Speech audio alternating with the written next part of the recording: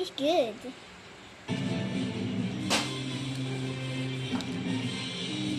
Patay ang tatlong Minero matapos manong mag-suffocate sa isang We are night now, right? Oh!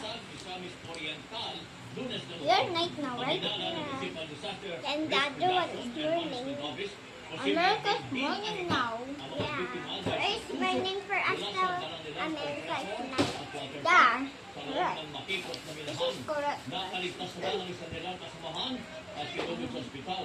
Nahirapan ang mga rescuer sa pag-recover sa mga bangkay, lalo aabot sa 30 palampakan ang lalim ng butas sa minahan na pinasukan man ng mga biktima.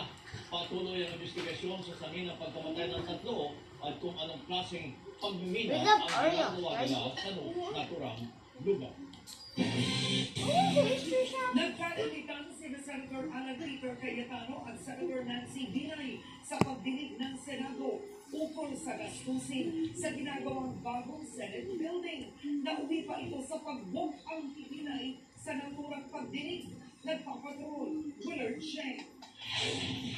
Sa unang pagdinig ng Senate Committee on Accounts sa ginagawang bagong